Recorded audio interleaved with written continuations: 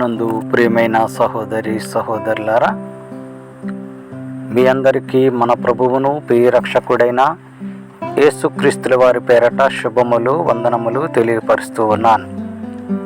ఈరోజు మరొక ప్రాముఖ్యమైన అంశం గురించి ధ్యానము చేయటానికి దేవుడు మనకిచ్చినటువంటి ఇట్టి ధన్యతను బట్టి ఆయనకు మనమేమిచ్చి రుణము తీర్చలేము, కానీ దేవుణ్ణి ప్రార్థించుకుంటూ వాక్య ధ్యానాంశంలోనికి మనము ప్రవేశించుదాం. దయతో అందరూ తలలు వంచి ప్రార్థనలో ఏకీభవించండి.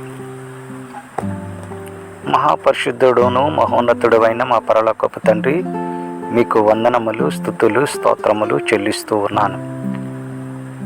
ప్రియ పరలోకపు రాజా, నైనా ఈరోజు మీ యొక్క పరిశుద్ధ లేఖనములో నుంచి మరొక అంశాన్ని ధ్యానం చేసే అవకాశాన్ని, భాగ్యాన్ని మాకు ఇచ్చినందుకు మీకు నేను ప్రభా వేవేల స్తుతులు, స్తోత్రములు చెల్లిస్తూ ఉన్నాము.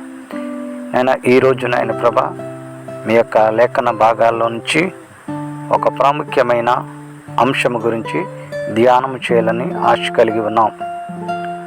మానవుని కోపము మనుగడకు శాపము అనే అంశంపై మేము ధ్యానము చేయబోతూ ఉండగా, మీరేనైన ప్రభా నా నోటిని బోరగా వాడుకోండి.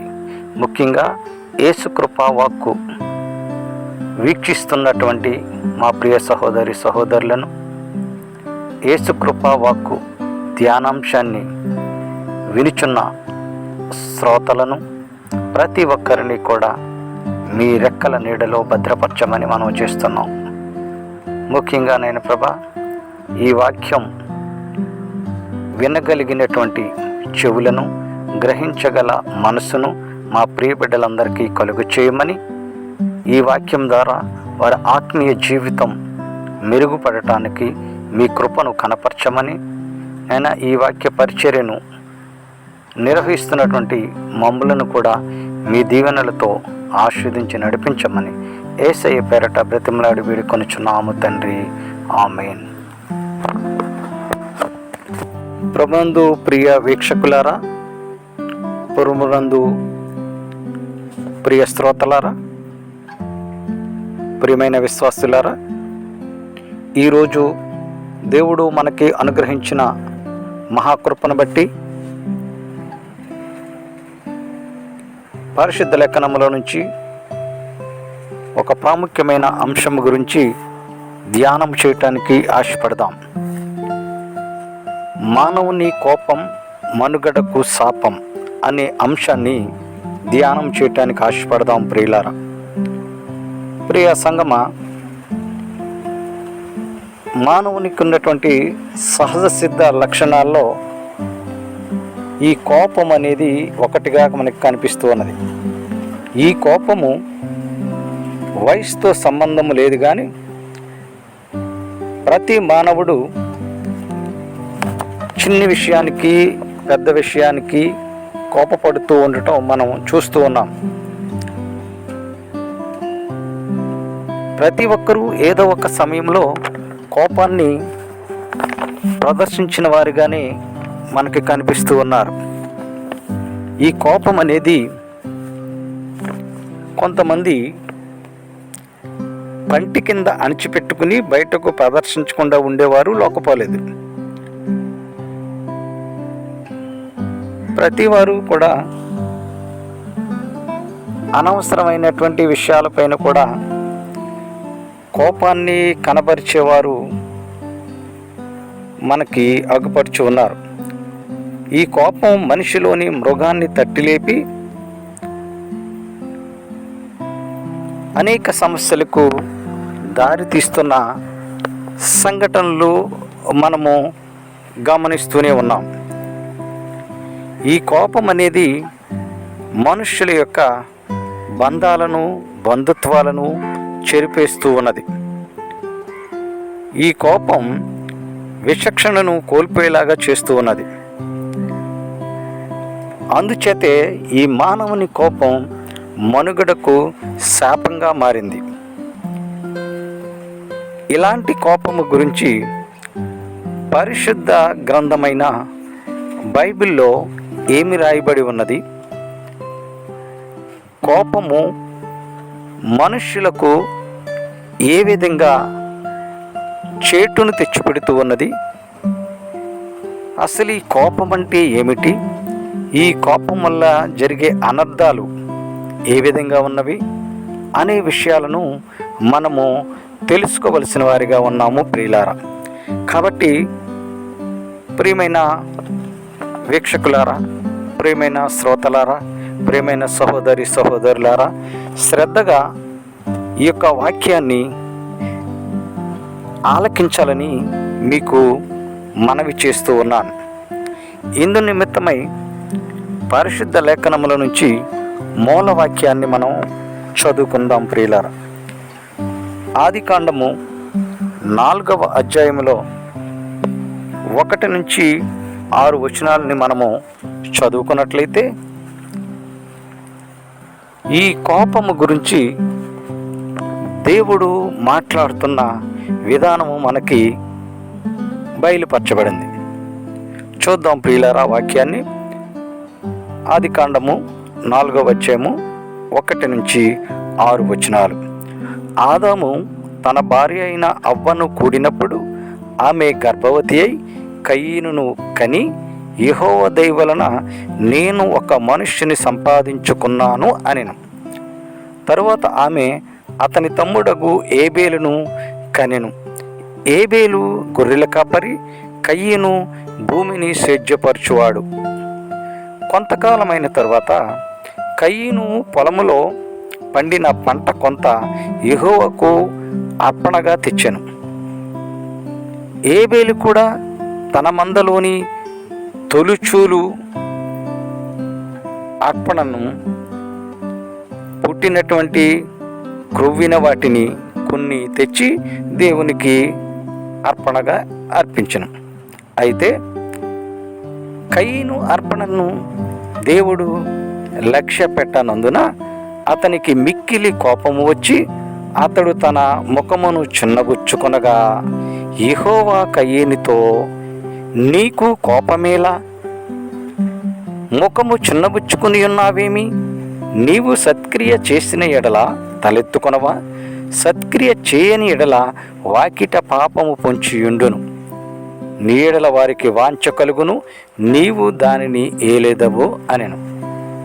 ప్రియులారా, ఈ యొక్క వాక్యంలో నిగూఢంగా దాగి ఉన్నటువంటి ప్రాముఖ్యమైన అంశము కోపము.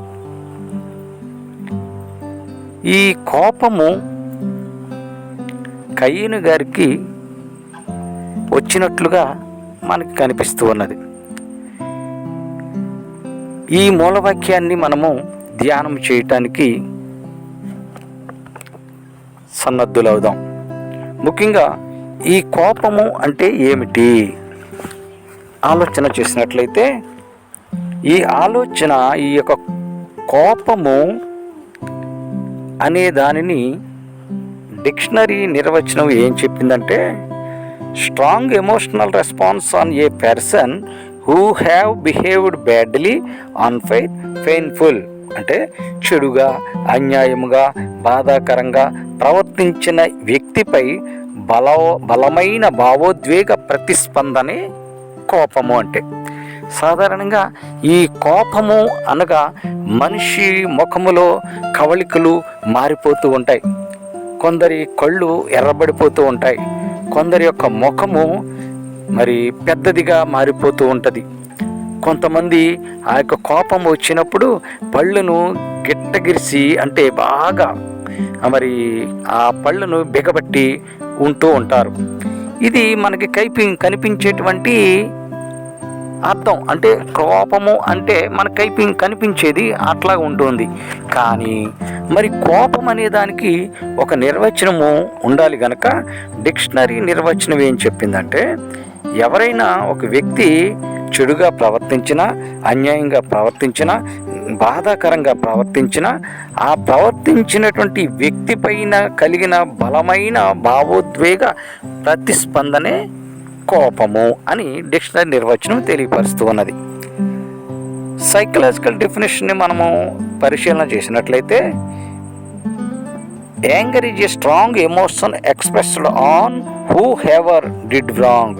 ఎవరైతే తప్పు చేస్తారో వారిపైన వ్యక్తమయ్యే బలమైన భావోద్వేగమే కోపము అని తెలియపరుస్తున్నది. అయితే పరిశుద్ధ లేఖనములో ఈ కోపము గురించి ఏమి రాయబడి ఉన్నది?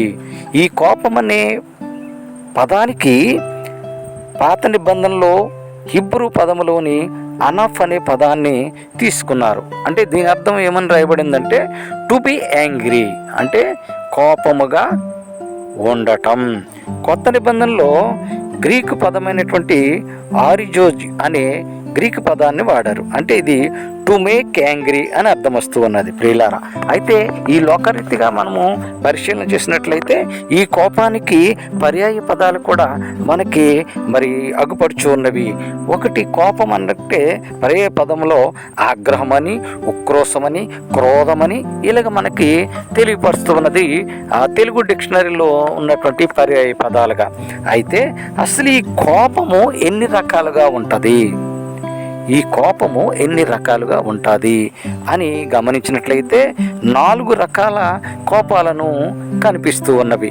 1 దీర్ఘకాలిక కోపము, 2 స్వల్పకాలిక కోపము, 3 కనిపించని లేదా అణచిపెట్టుకునే కోపము, 4 పట్టరాని కోపము అని మనకు కనిపిస్తూ ఉన్నాయి ప్రియులారా.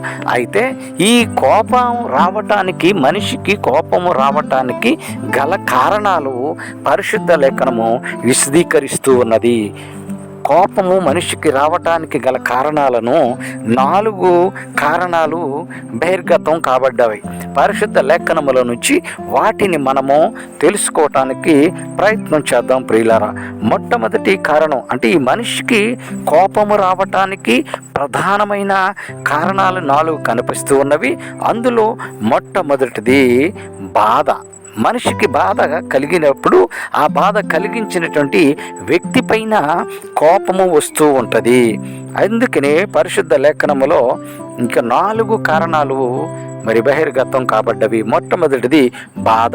ఈ బాధ వల్ల కోపము వస్తుంది అని అనటానికి యోసేపు గారి యొక్క ఉదంతాన్ని మనము చెప్పుకోవచ్చు ప్రియులారా. ఏమిటి యోసేపు గారి ఉదంతము అని మనం గమనించినట్లయితే ఆదికాండము 37వ అధ్యాయంలో 3-4 వచనాల్లో మనము అందుకు సంబంధించినటువంటి వివరణ మనకి కనిపిస్తూ ఉన్నది. ఇక్కడ యోసేపు గారు వారి యొక్క అన్నదమ్ములందరికంటే చిన్నవాడు గనుక యోసేపు గారిని తండ్రి అమితంగా ప్రేమిస్తూ ఉన్నాడు. చక్కటి దుస్తులను మరి యోసేపు గారికి తయారు చేస్తూ ఉన్నాడు తండ్రి. ఇది చూసినటువంటి అన్నలకు కోపం వచ్చింది. అయ్యో, మనకంటే తమ్ముడిని ఎక్కువగా తండ్రి ప్రేమిస్తున్నాడని వారికి బాధ కలిగింది. అంతేకాదు కానీ ఈ యొక్క అన్నలు చేసేటువంటి తప్పిదాన్ని ఈ తమ్ముడైన యోసేపు తండ్రికి ప్రతి విషయాన్ని తెలియపరుస్తూ ఉన్నాడు. అందును బట్టి వారికి బాధ కలిగి ఆ బాధని పగగాను అసూయగాను పెంచుకున్నట్టుగా మనకు కనపడుతూ ఉన్నది. వీరికి కోపం వచ్చేసింది. అన్నలకు కోపం వచ్చి వారి మీద మరి కోపము పెంచుకున్నట్టుగా మనకు కనిపిస్తూ ఉన్నది. అక్కడ మనం గమనించినట్లయితే యోసేపు సోదరులు తమ తండ్రి చిన్నవాడైన యోసేపును అందరికంటే ఎక్కువగా ప్రేమించుట చూచినప్పుడు వారు అతని మీద కోపము పగ పెంచుకున్నారు. అంతేకాదు కానీ అన్నల యొక్క చెడుతనము తండ్రికి చెప్పటం వల్ల కూడా అన్నలకు బాధ కలిగి తమ్ముడి పైన కోపాన్ని పెంచుకున్నారు. బాధను బట్టి వచ్చే కోపము. అంతేకాదు కానీ ప్రియులారా, మనము గమనించినట్లయితే యేసు ప్రభుల వారు సైతము కూడా బాధపడ్డారండి. ఎందుకు బాధపడ్డారు అని అంటే యేసు ప్రభుల వారికి బాధ కలిగి కోపం వచ్చింది. ఎక్కడ ఈ యొక్క సందర్భము జరిగినదని మనం గమనించినట్లయితే యోహాను సువార్తలో 2వ అధ్యాయంలో 13-16 వచనాల్లో ఆ మాట మనకి కనపడుతూ ఉన్నది ప్రియులారా. ఎక్కడ ఆ మాట అంటే, యూదుల పస్కా పండుగ సమీపింపగా యేసు యెరూషలేము దేవాలయములో మరి అక్కడికి వెళ్ళినప్పుడు ఆ దేవాలయంలో గొర్రెలను కట్టివేయటం, ఎడ్లను కట్టివేయటం, పావురాలు అమ్మటం, రోకలు మార్చే వారు కూర్చుండటం ఇవన్నీ చూసినప్పుడు యేసు ప్రభువు వారికి బాధ కలిగింది. బాధ కలిగి, నా తండ్రి యొక్క గృహాన్ని మీరు వ్యాపారపు టిల్లుగా మారుస్తారా అని యేసు ప్రభువుల వారికి కోపం వచ్చింది. ఆ బాధలో నుంచి తండ్రి ఇల్లును, పరిశుద్ధమైన దేవాలయాన్ని వ్యాపార గృహంగా మార్చటం ఏమిటని బాధ కలిగి యేసు ప్రభువుల వారికి కోపము వచ్చినట్లుగా మనకి కనిపిస్తూ ఉన్నది ప్రియులారా. చూడండి ప్రియులారా, బాధను బట్టి వచ్చేటువంటి కోపము. రెండవది, భయాన్ని బట్టి కూడా మనిషికి కోపము వస్తూ ఉంటుంది. చూడండి ప్రియులారా, మనము కూడా గమనించినట్లయితే పరిశుద్ధ లేఖనంలో ఈ యొక్క సౌలు రాజు గారికి ఇలాంటి భయముతోటే దావీదు గారి మీదకి కోపాన్ని పెంచుకున్నాడండి. ఏమిటి? ఆ ఫిలిష్తీయుడిని చంపి వచ్చినటువంటి దావీదును బట్టి అక్కడ ఉన్నటువంటి ఊళ్ళలో, ఇశ్రాయేలు ఊళ్ళలో నుంచి తంబుర్లతోనూ సంభ్రమలతోనూ వాయిద్యములతోనూ పాడుచు నాట్యమాడుచు ఆ యొక్క స్త్రీలందరూ వచ్చి ఇక్కడ మరి సౌలు రాజు గారికి 1000 జయములు, దావీదునకు 10,000 జయములు అని పొగిడినప్పుడు, స్తుతులు తెలిపినప్పుడు ఈ యొక్క సౌలు రాజు గారికి బహు కోపం వచ్చేసిందండి. ఎవరి మీద వచ్చింది అంటే దావీదు గారి మీద వచ్చింది. దావీదు గారి మీద రావటానికి ఆయన చేసిన తప్పిదమేమిటి? ఆయన ఇంకను రాజుగారికి మేలు చేస్తూనే ఆ 6 అడుగుల ఆజానుబాహుడైన గొలియాతును చంపి మరి ఆ యొక్క సౌలు రాజు గారికి మేలే చేశాడు కదా. అయినప్పటికీ ఎప్పుడైతే ఈ యొక్క దావీదు గారిని మరి ప్రజలు పొగిడారో దానిని బట్టి ఈయనకి భయం పట్టుకున్నదండి. ఈ విషయం మనకి సమూయేలు గారు రాసినటువంటి మొదటి గ్రంథంలో 18 అధ్యాయంలో 6వ వచనంలో కనిపిస్తూ ఉన్నది. మరి ఇక్కడ దావీదు గారికి స్తుతులు జయములు పలికినటువంటి ఆ యొక్క ప్రజలను బట్టి ఆయన ఆగ్రహం పొందకుండా ఈ యొక్క దావీదు గారి మీద ఆగ్రహాన్ని పెంచుకున్నాడు, కోపాన్ని పెంచుకున్నాడు. ఎందుకనంటే ఈయనకు ఒక భయం వేసిందండి. ఏమిటి ఆ భయం అంటే, సమూయేలు గారు రాసినటువంటి మొదటి గ్రంథంలో 28వ అధ్యాయంలో 29వ వచనంలో ఆ మాట మనకు కనపడుతూ ఉన్నది. యెహోవా దావీదునకు తోడుగా ఉండుటయు, తన కుమార్తె అయిన మీకాలును అతడు ప్రేమించుటయు సౌలు చూచినప్పుడు దావీదునకు మరి ఎక్కువగా భయపడి ఎల్లప్పుడూ దావీదు మీద విరోధముగా నుండెను అని రాయబడి ఉన్నది. అదే సమూయేలు గ్రంథంలో మొదటి గ్రంథంలో 18వ అధ్యాయంలో 6వ వచనం మనం గమనిస్తే ఇక్కడ దావీదు గారి మీదకి సౌలు గారు కోపము తెచ్చుకున్నారు అని కనిపిస్తుంది. ఇక్కడ భయాన్ని బట్టి సౌలు గారికి ఏం భయం వచ్చిందంటే, ఈ ప్రజలందరూ కూడా దావీదుని రాజుని చేసేస్తారేమో అని ఈయనకు ఒక భయం పట్టుకుందండి.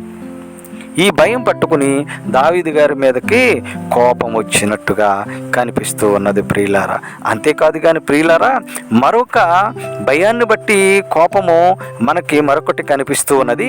అదే సమూయేలు గారు రాసిన మొదటి గ్రంథంలోనే 17వ అధ్యాయంలో 26-28 వచనాల్లో కనిపిస్తూ ఉన్నది. చూడండి ప్రియులారా, ఈ దావీదు గారు చిన్నవాడైనప్పటికీ కూడా అక్కడ గొర్రెలను మేపుతూ ఉన్నప్పుడు ఈ గొలియాతు గారి విషయం చర్చ జరుగుతున్నప్పుడు ఆయన అక్కడికి వచ్చి అక్కడ వారితో మాట్లాడుతూ ఉన్నాడు.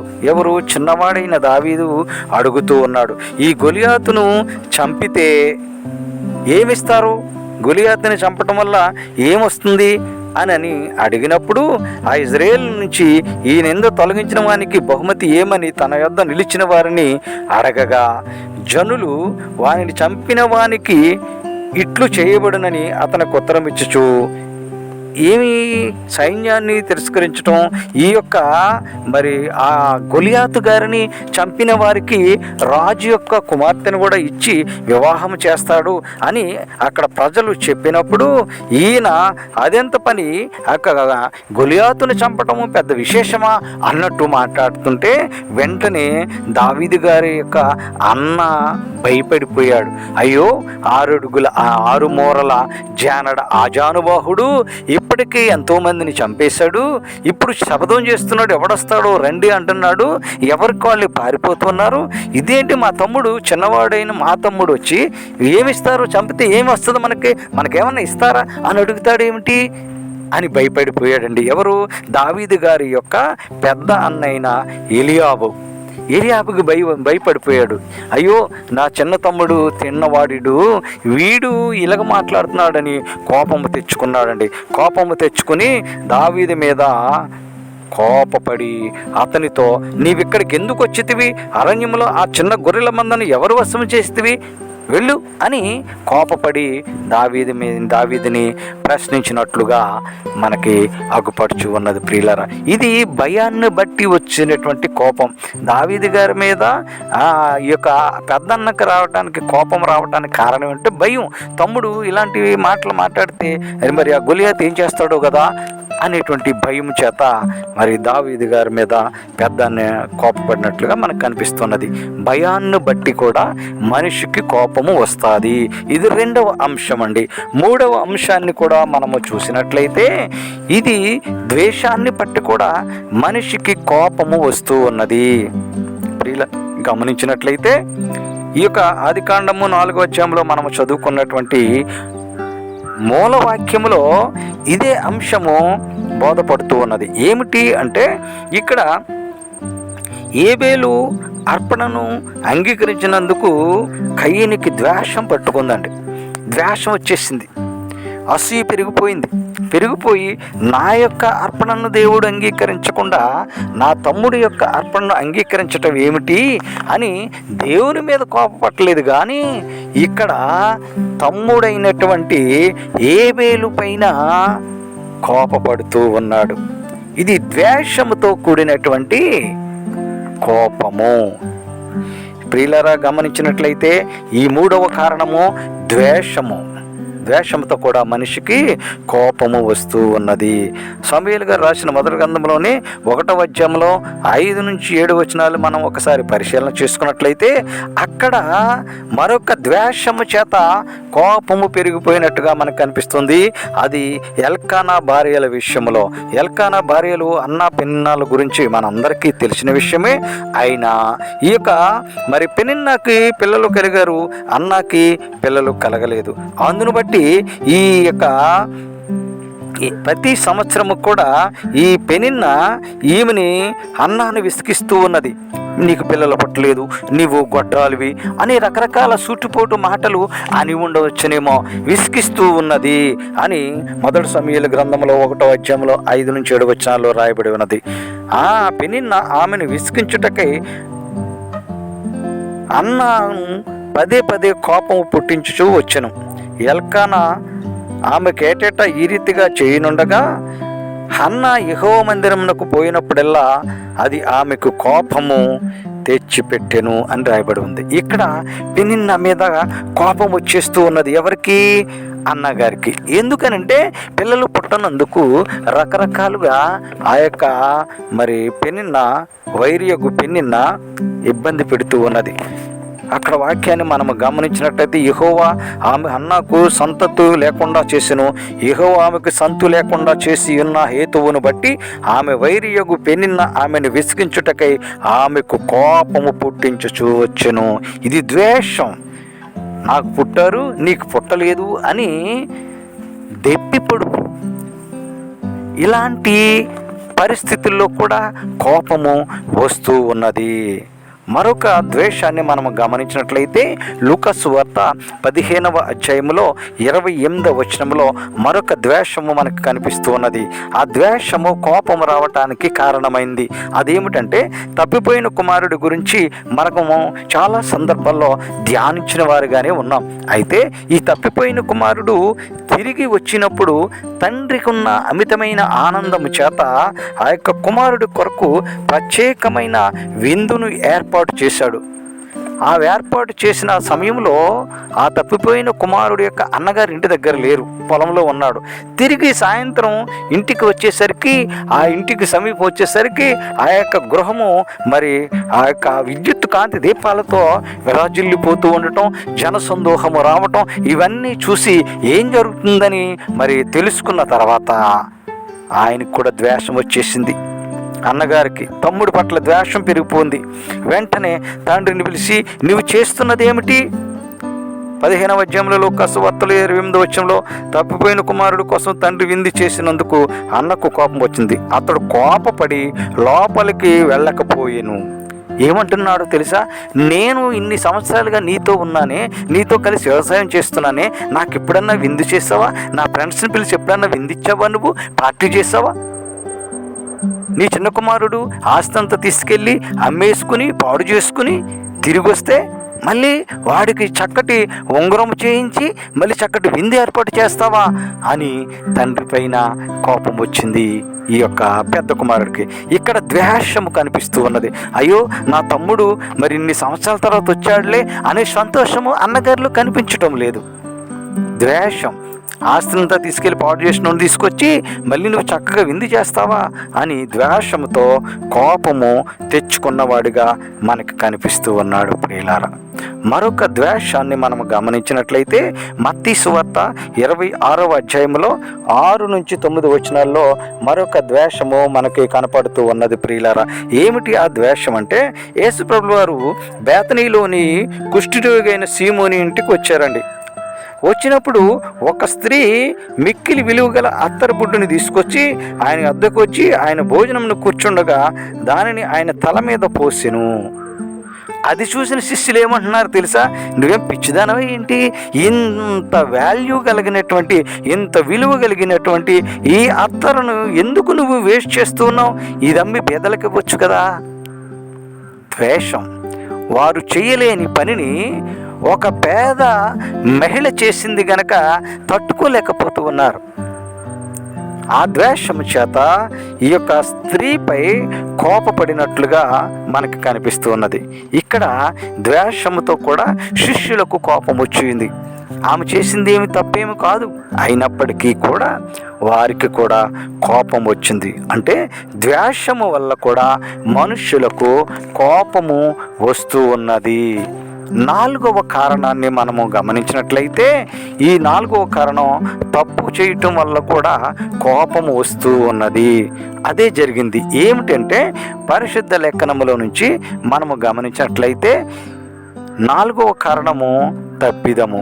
చూడండి ప్రియులరా, ఈ యొక్క దావీదు గారి పట్ల సౌలు గారు తప్పు చేస్తున్నారని వారి యొక్క కుమారుడైన యోనాతాను గారు గుర్తించి తండ్రి పైన కోపపడినట్లుగా మనకు కనిపిస్తూ ఉన్నది.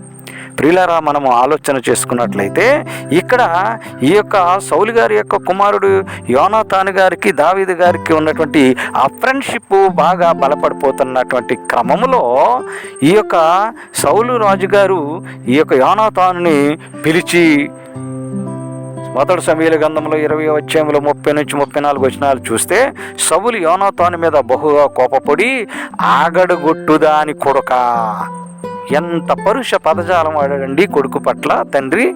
గమనించండి ప్రియులారా, కోపం వచ్చినప్పుడు మన నోటిలో నుంచి కూడా బూతులు వచ్చేస్తూ ఉంటాయి.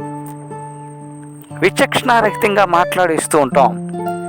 ఇది తప్పు చేసినప్పుడు ఈ యొక్క మాట్లాడేటువంటి మాటలను బట్టి కూడా కోపములో అనరాని మాటలు కూడా అనేస్తూ ఉంటారు. ఇక్కడ సౌలు రాజుగారు అయినప్పటికీ కూడా ఆయన కోపం వచ్చి విచక్షణను కోల్పోయాడు. ఇక్కడ కోల్పోయి అంటున్నాడు, ఆగడిగొట్టుదాని కొడక, నీకును నీ తల్లికిని నీ తల్లి మానమునకును సిగ్గు కలుగునట్లుగా నీవు యెష్షయి కుమారుని స్వీకరించిన సంగతి నాకు తెలిసిపోయింది.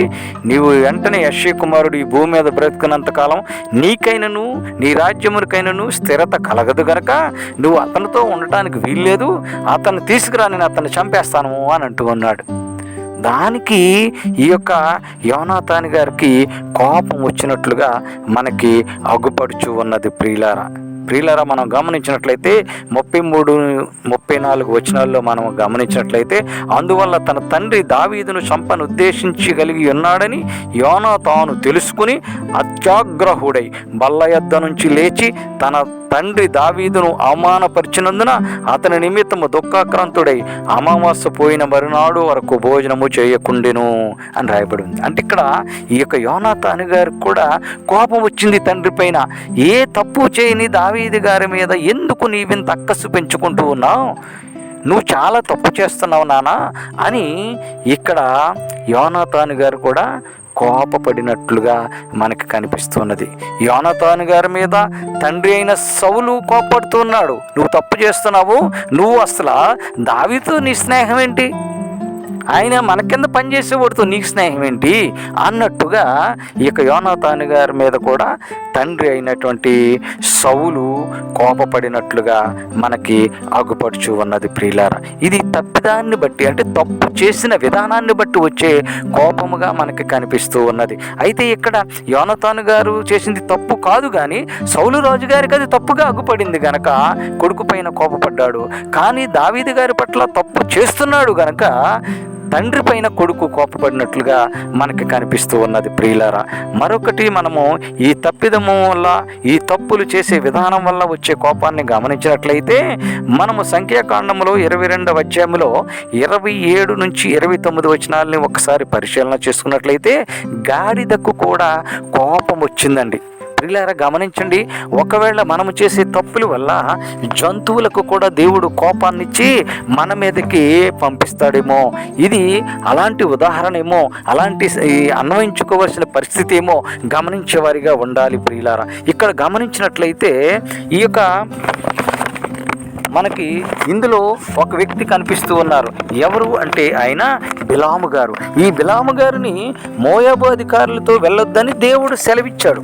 అయినప్పటికీ కూడా ఈ యొక్క బిలాము గారు వారు ఇచ్చేటువంటి ధనానికి ఆశపడి గాడిదనెక్కి వారితో వెళుతూ ఉన్నప్పుడు ఈ యొక్క మార్గ మధ్యములో యెహోవా దూత గాడిదకు కనిపించిందండి. ఈయన గాడిద మీద వెళుతూ ఉన్నాడు. బిలాము గారు వెళుతూ ఉన్నప్పుడు ఎప్పుడైతే ఆ యొక్క దూత, యెహోవా దూత గాడిదకు కనిపించిందో వెంటనే ఆ గాడిద మీద ఉన్నటువంటి ఆ బిలాము గారిని క్రింద పడగొట్టేసిందండి. కోపం వచ్చింది. దేవుడు చేయొద్దన్న పని నువ్వు చేసావు గనక ఇది తప్పు కదా అని ఆమె, అంటే గాడిద చెప్పలేదు గనక ఆ యొక్క కోపాన్ని అలాగ చూపించి ఆయన్ని పడగొట్టేసింది. ఆ పడగొట్టినప్పుడు ఆ గాడిదను ఈ బిలాము గారు తన చేతిలో ఉన్నటువంటి కర్రతో గట్టిగా కొట్టినట్టుగా కనిపిస్తూ ఉన్నది. ప్రియులారా, గమనించండి, గాడిద పైన బిలాము గారి కోపం వచ్చింది. ఎందుకు నన్ను పడగొట్టేశావు, నువ్వు ఎప్పుడు సక్రంగా తీసుకెళ్లేదానివి కదా అని ఆయన కోపపడినట్టుగా మనకు కనిపిస్తున్నది. కానీ గాడిదకి ఎందుకు కోపం వచ్చిందంటే దేవుడు చేయొద్దన్న పని మనిషి చేస్తూ ఉన్నాడు, ఇది తప్పు అని చెప్పటానికి ఆమె ఆ గాడిదకు మాట రాదు గనక తాను అలాగ చూపించింది. ఎలా చూపించింది? పడగొట్టేసి చూపించింది. వెంటనే ఈ యొక్క గాడిదని ఈ బిలాము గారు కొట్టినప్పుడు దేవుడు ఏం చేస్తే తెలుసండి, గాడిదకు వాక్కును ఇచ్చెను అని రాయబడి ఉంది. అప్పుడు ఈ గాడిద అంటూ ఉన్నది, నీవు ముమ్మారు నన్ను కొడుతున్నావు, అసలు నేనేం చేశాను నన్ను కొడుతున్నావు నువ్వు అని అడిగినట్లుగా మనకు కనిపిస్తూ ఉన్నది. ప్రియులారా, ఈయనంటూ ఉన్నాడు బిలాము గారు, నీవు నా మీదే తిరగబడతావా అని అంటూ ఉన్నాడు. అవును, నీ మీదే తిరగబడాలి. ఎందుకు? నీవు దేవుని మాటను వినుకోకుండా దేవుడు చేయొద్దన్న పని నువ్వు చేస్తున్నప్పుడు గాడిద నీకు బుద్ధి చెప్పాల్సిన పరిస్థితికి దిగజారిపోయి మనిషి ఆ విధంగా దిగజారిపోతూ ఉన్నాడు. ప్రియులారా, కాబట్టి ప్రియులారా, తప్పును బట్టి కూడా మనిషికి కోపము వస్తూ ఉన్నది. మరొక తప్పిదాన్ని బట్టి యేసుప్రభుల వారికి కోపం వచ్చిన సందర్భాన్ని మనము గమనించుదాం. ప్రియులారా, చూడండి ప్రియులారా, మార్కు సువార్త 10వ అధ్యాయంలో 13, 14 వచనాలు మనం గమనిస్తే, కొంతమంది చిన్నపిల్లలను యేసుప్రభుల వారి వద్దకి తీసుకొచ్చారు. ఎందుచేతనంటే ఆ చిన్న బిడ్డలను యేసుప్రభుల గారు టచ్ చేస్తే ఆ పిల్లలకు ఆశీర్వాదాలు, దీవెనలు దొక్కుతాయని ఆశ కలిగి కొందరు తల్లిదండ్రులు బిడ్డలను తీసుకొచ్చారు. కానీ ఆ తీసుకొచ్చిన వారిని బట్టి ఈ శిష్యులు వారిని గద్దించారు. ఎందుకు తీసుకొచ్చారు? ఈ పిల్లలందరినీ ఇలా తీసుకొస్తే ఎలాగూ మీరు అన్నట్టుగా వారిని గద్దించినట్లుగా మనకి మార్కు సువార్త 10వ అధ్యాయంలో 13, 14 వచనాల్లో కనిపిస్తుంది. వెంటనే యేసు ప్రభువుల వారికి కోపం వచ్చిందండి. ఏంటి మీరు చేస్తున్నది? చాలా తప్పు చేస్తున్నారు కదా అని యేసు అది చూచి కోపపడి, చిన్నపిల్లలను మీరు ఆటంకపరచుకుడి, వారిని నా యొద్దకు రానియండి, వారిదే దేవుని రాజ్యం, అలాంటి వారిదే అని ఆ శిష్యులు చేసిన తప్పిదాన్ని బట్టి యేసు ప్రభువుల వారికి కూడా కోపము వచ్చినట్లుగా మనకి కనిపిస్తూ ఉన్నది. ప్రియులారా గమనించండి, మనిషికి కోపము రావటానికి 4 కారణాలు మనకి పరిశుద్ధ లేఖనములో అగుపడుచు ఉన్నాము ప్రియులారా. 1 బాధ, 2వది భయము, 3వది ద్వేషము, 4వది తప్పులు. ఈ 4 వల్ల కూడా మనిషికి కోపం వస్తూ ఉన్నది. మన పిల్లలు కూడా ఏదైనా తప్పు చేస్తూ ఉన్నప్పుడు మనకి కూడా కోపం వస్తూ ఉన్నది. చాలా కుటుంబాల్లో అనేక మంది తల్లిదండ్రులు బిడ్డలపై కోపపడిన వారే. పిల్లలు చేసినటువంటి తప్పిదాల వల్ల, పిల్లలు మాట వినకపోవటం వల్ల, పిల్లలు చెడు మార్గంలో పయనించటం వల్ల బిడ్డలపైన కూడా తల్లిదండ్రులు కోపపడుతున్నటువంటి సందర్భము సహజంగా జరుగుతూనే ఉంటుంది.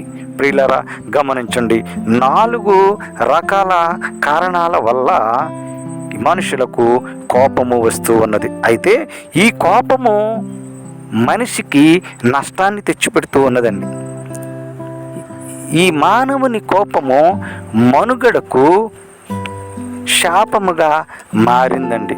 ప్రియులారా గమనించినట్లయితే ఈ యొక్క పరిశుద్ధ లేఖనములో మనము కయీను ఏబేలు గారి యొక్క ఉదంతాన్ని మనము విశదీకరించుకున్నట్లయితే అక్కడ ఈ యొక్క కయీను గారికి ఏబేలు గారికి మధ్య ఎలాంటి ఆస్తి తగాదాలు లేవు, ఎలాంటి సరిహద్దు తగాదాలు లేవు. తల్లిదండ్రులు వారికి ఆస్తిని సపరేట్గా ఇచ్చేశారు. ఇప్పుడు కయీను గారికి వ్యవసాయ భూమిని ఇచ్చేశారు, ఏబేలు గారికి ఆ గొర్రెలను ఆ మేకలను ఇచ్చేశారు. వీళ్ళిద్దరి మధ్య ఎలాంటి తగాదాలు లేవు, ఎలాంటి వివాదాలు లేవు. అయినప్పటికీ మరి ఎందుకు ఈ యొక్క కయీను గారు తమ్ముడు పైన కోపాన్ని పెంచుకున్నాడండి? గమనించండి ప్రియులారా, ఈ యొక్క కోపము మనిషిని విచక్షణారహితుడిగా మార్చేస్తూ ఉంటుంది ప్రియులారా. చూడండి ప్రియులారా, ఇక్కడ కయీను గారికి వచ్చినటువంటి కోపము చేత తమ్ముడిని చంపేశాడు.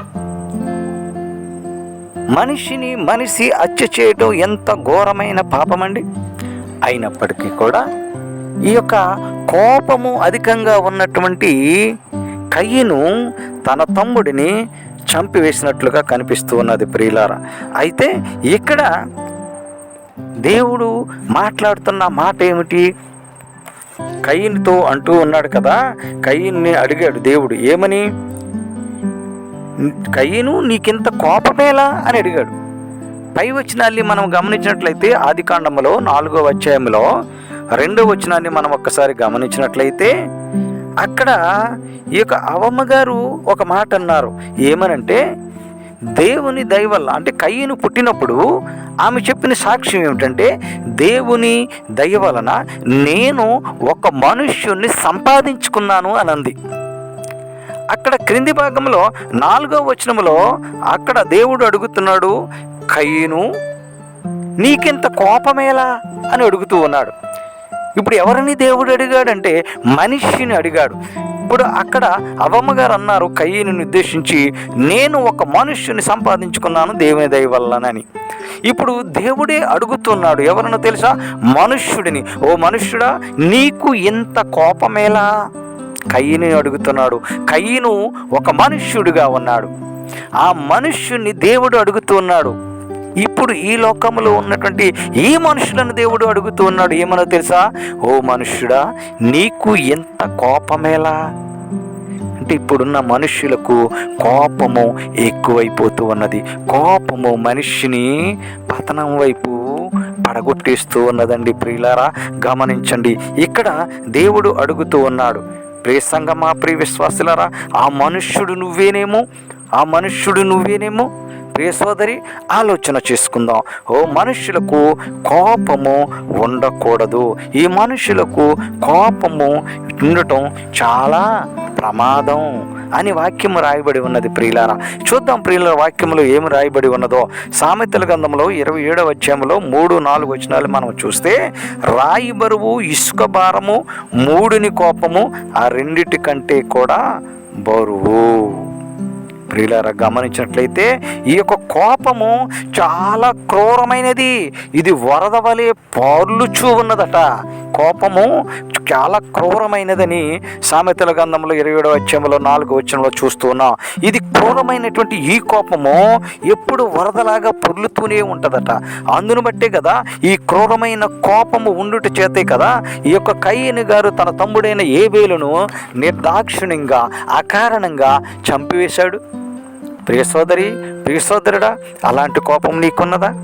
అలాంటి కోపము నీ మనసులో ఉన్నదా?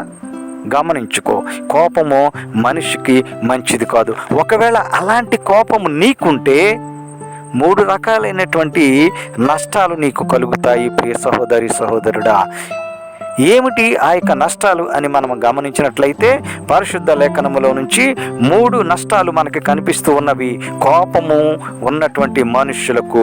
ఒకటి చూద్దాం ప్రియులారా.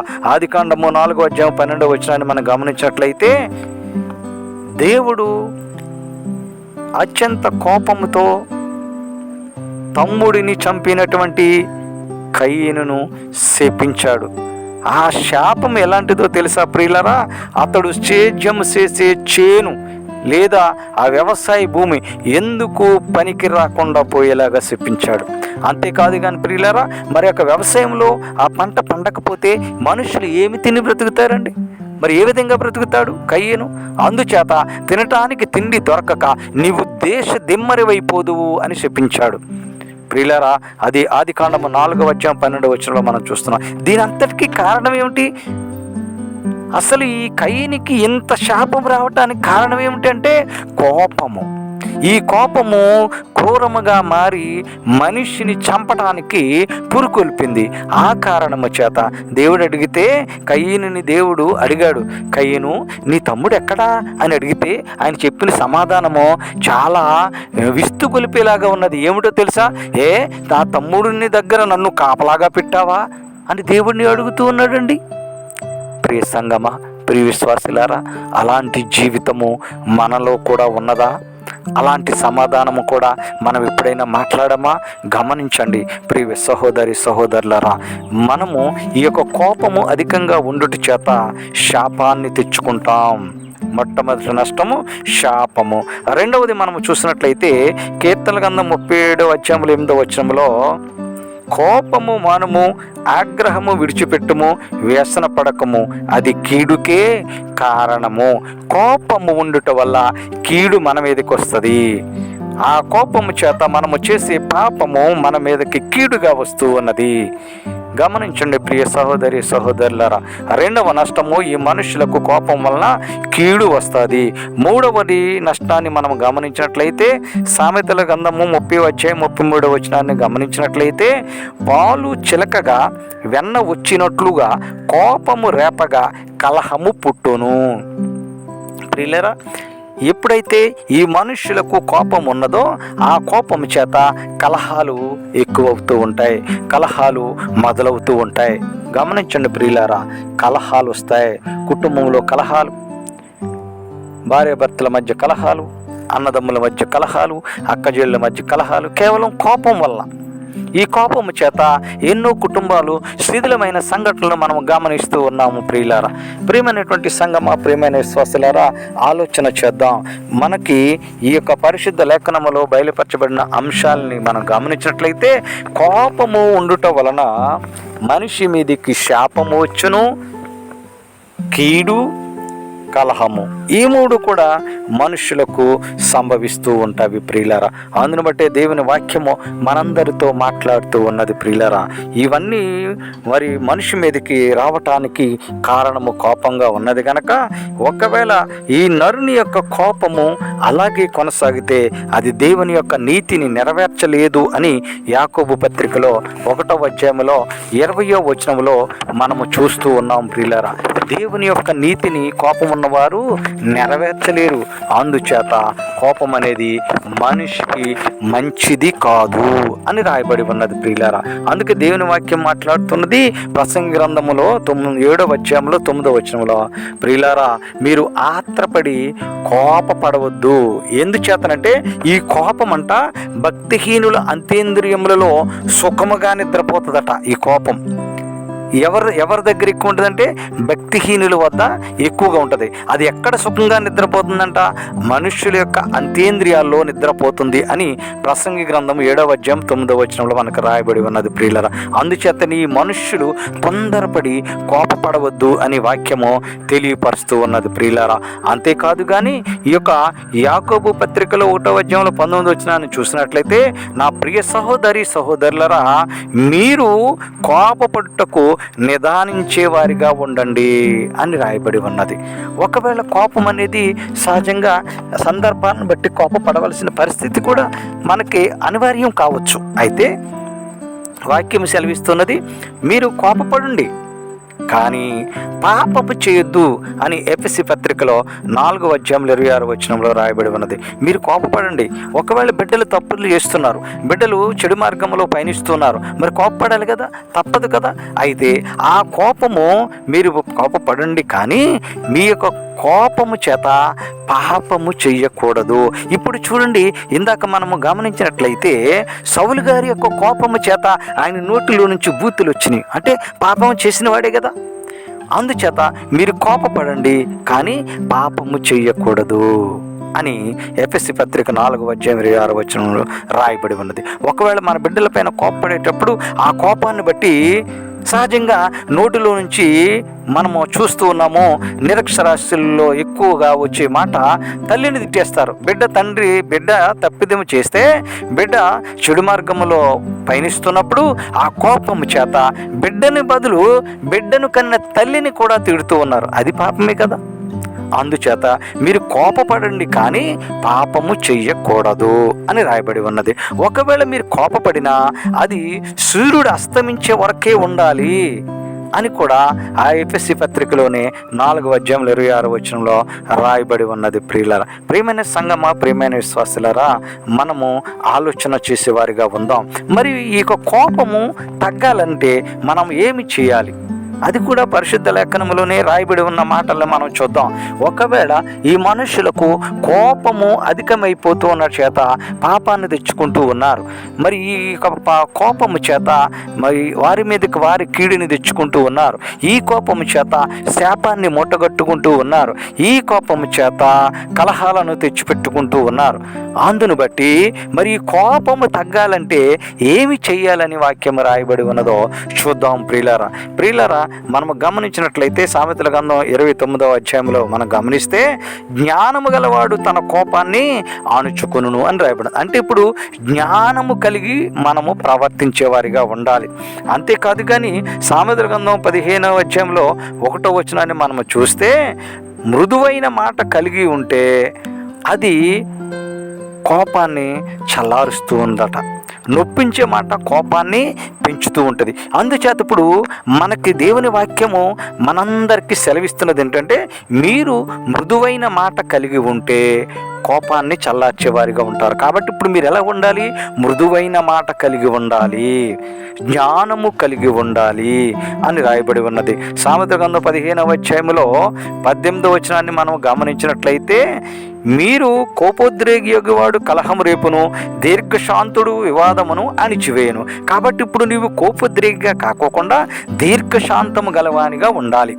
అప్పుడు నీవు కోపానికి దూరంగా ఉంటావు. కాబట్టి ఇప్పుడు వాక్యాన్ని బట్టి మనము చేయవలసిన పని ఏమిటంటే, మనము ఒకవేళ కోపాన్ని తగ్గించుకోవాలని ఆశ కలిగి ఉన్నట్లయితే మృదువైన మాట కలిగి ఉండాలి, జ్ఞానము కలిగి ప్రవర్తించాలి, దీర్ఘశాంతుడుగా వివాదరహితుడిగా ఉండాలి అని వాక్యము సెలవిస్తూ ఉన్నది ప్రియులారా. అయినప్పటికీ మనుష్యులు ఈ కోపాన్ని తగ్గించుకోలేకపోతూ ఉన్నారు, ఈ కోపాన్ని అణుచుకోలేని వారిగా ఉన్నారు. అందుచేతనే వాక్యము సెలవిస్తుంది. కొలస్సీలకు రాసిన పత్రికలో 3వ అధ్యాయంలో 8వ వచనాన్ని మనము చూసినట్లయితే, మీరు మీ నోటిలో నుంచి కోపాన్ని, మీ మనసులోంచి కోపాన్ని విసర్జించాలి అని రాయబడి ఉంది. చూడండి ప్రియులారా, మనము తిన్నటువంటి ఆహారము అది జీర్ణమయ్యి మల విసర్జన రూపంలో ఎలాగైతే విసర్జించబడుతూ ఉన్నదో, అలాగునే మనలో ఉన్నటువంటి కోపాన్ని కూడా విసర్జించేయాలి అని రాయబడి ఉన్నది ప్రియులారా. అప్పుడు నీకు కోపం అనేది రాకుండా ఉంటుంది. అంతేకాదు కానీ సామెతల గ్రంథం 22వ అధ్యాయంలో 24వ వచనంలో నుంచి 25 వచనాలు చదివితే అసలు నీవు కోపచిత్తునితో సహవాసమే చేయొద్దని సెలవిస్తున్నది వాక్యం. అంటే కోపము కలిగిన వారితో నీవు అసలు ఫ్రెండ్షిప్ చేయకూడదు. ఈరోజు ఫ్రెండ్షిప్ డే సందర్భంగా ఈ యొక్క వాక్యాన్ని మనమందరము కూడా ఉటంకించుకోవలసిన వారిగా ఉన్నాం. ఎందుచేతనంటే కోపచిత్తునితో ఎలాంటి సహవాసము చెయ్యకూడదు, క్రోధము గలవానితో అసలు పరిచయమే ఉండకూడదు అని సామెతల గ్రంథంలోనే రాయబడి ఉన్నది 22వ అధ్యాయంలో 25వ వచనంలో. ఒకవేళ ఈ మాట, ఈ వాక్యాన్ని పెడచెవిని పెట్టారనుకోండి ప్రియులారా, దానివల్ల వచ్చేటువంటి అనర్థకము చాలా భయంకరంగా ఉన్నదని వాక్యంలోనే రాయబడి ఉన్నది. నీవు ఈ కోపచిత్తునితో సహవాసము చేయకుండా ఉండమని చెప్పిన వాక్యాన్ని వినకోకుండా సహవాసము చేస్తే, క్రోధము గలవానితో పరిచయం వద్దని చెప్పిన వాక్యాన్ని నీవు మరి వినకుండా ఉంటే, నీవు వాని మార్గములు అనుసరించి నీ ప్రాణానికి నీవే ఉరి తెచ్చుకొందువేమో అని రాయబడి ఉన్నది ప్రియులారా. చూడండి ప్రియులారా, ఇంతటి కోపోద్రేకగా ఉన్నవాడు ఒకవేళ ఏదైనా ఒక మరి హత్య చేసినప్పుడు లేదా అత్యాచారం జరిపినప్పుడు ఏమంటారు, ఒక పోలీసులు కానీ చుట్టుపక్కల కానీ ఆ కుర్రోడితో పాటు లేదా ఆ వ్యక్తితో పాటు అతనితో పాటు పలానా వాళ్ళు కూడా ఫ్రెండ్స్ ఏనండి, వాళ్ళని కూడా అనుమానించవచ్చండి అన్నారనుకోండి, వెంటనే ఆ పోలీస్ అధికారులు ఈ తప్పు చేసిన వాడితో పాటు కూడా స్నేహితులను కూడా తీసుకువెళ్ళి జైల్లో పెట్టే పరిస్థితి కనిపిస్తూ ఉన్నది. అంటే అందుచేతనే కోపచిత్తునితో సహవాసము చెయ్యకూడదు, క్రోధము గలవానితో పరిచయము కలిగి ఉండకూడదు. ఒకవేళ ఆ వారితో నీవు ఈ సహవాసం చేసి వారితో పరిచయం కలిగి ఉంటే అది నీ ప్రాణానికి నువ్వే ఉరి తెచ్చుకుంటావు అని వాక్యం హెచ్చరిక చేస్తూ ఉన్నది ప్రియులారా. కాబట్టి ప్రియమైన సహోదరులారా, గమనించండి, ఈ యొక్క కోపము మనిషిని పాడు చేస్తూ ఉన్నది. ఈ కోపము మనిషిని విచక్షణారహితంగా మార్చివేస్తున్నది, పాపం వైపు పరుగులు తీస్తూ ఉంటుంది. కాబట్టి ఈ కోపాన్ని తగ్గించుకునే వారిగా ఉండాలి. ఈ కోపం మనిషికి మంచిది కాదు అని వాక్యము సెలవిస్తున్నది. ఇన్ని చెప్పినప్పటికీ కూడా ఈ వాక్యము ఇంత లోతుగా మనందరితో మాట్లాడుతున్నప్పటికీ కూడా నేను కోపాన్ని వదలనని, నేను కోపంతో బ్రతుకుతానని ఎవరైనా అనుకున్నట్లయితే వాక్యము అలాంటి వారి కోసం హెచ్చరిక చేస్తూ ఉన్నది ప్రియులారా. రోమీయులకు రాసిన పత్రికలో 1వ అధ్యాయంలో 18వ వచనంలో ఏమి రాయబడి ఉన్నదంటే, దుర్నీతి చేతను సత్యమును అడ్డగించు మనుషుల యొక్క సమస్త భక్తిహీనత మీదను దుర్నీతి మీదను దేవుని కోపము పరలోకము నుండి బయలుపరచబడుచున్నది. దేవుని కోపం వస్తుందండి.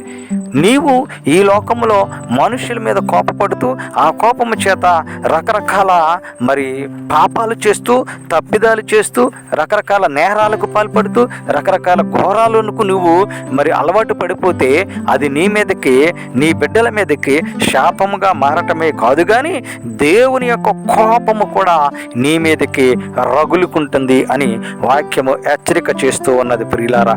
అది మనము గమనించినట్లయితే, ప్రియ సంగమా, ప్రియ విశ్వాసులారా, ఈ దుర్నీతి మీదను దేవుని కోపము పరలోకం నుండి బయలుపరచుచున్నది. అయితే ఈ యొక్క దేవుని యొక్క కోపము ఎలాగ వస్తూ ఉన్నదంటే, ఆ మహాకోపముతో ప్రతీకారము చేయుటకు అగ్ని జ్వాలలతో గద్దించుటకును యెహోవా అగ్ని రూపములో వచ్చుచున్నాడు అని యెషయా గ్రంథము 66వ అధ్యాయంలో 15వ వచనంలో మనము చూస్తూ ఉన్నాం ప్రియులారా. అంతేకాదు కానీ ప్రియులారా, ఇజ్రాయేలు జనాంగాన్ని గురించి దేవుడు ఒక మాటను సెలవిచ్చాడు.